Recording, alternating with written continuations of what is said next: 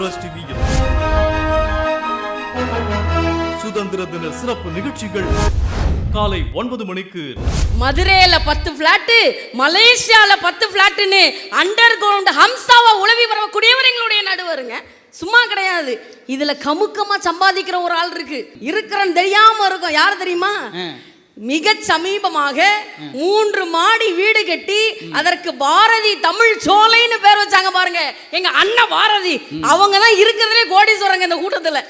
நானும் ஒரு 15 வருஷமா குருவி ஜோக்கு, மைனா ஜோக்கு, யானை ஜோக்கு என்னென்னமோ ஒரே மெடல் 250 ஜோக்கு அடிக்கிறேன். என்ன பிரச்சனை? பெட்ரோலுக்கு போக 350 ரூபா மிஞ்சுது.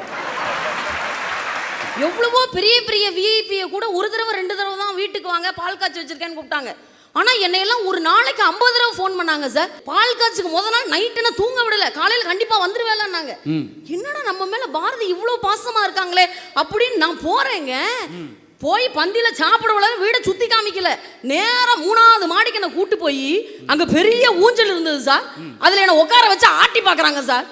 என்ன பாரதிங்க, இல்ல ஊஞ்சல் டைட்டா இருக்கான்னு ஒன்ன வச்சுதான் செக் பண்றேங்கிறாங்க. அம்மா ஊஞ்சலோட வந்துடும், ஃபர்ஸ்ட் ஃப்ளோருக்கு வந்துடும், பாத்துக்க.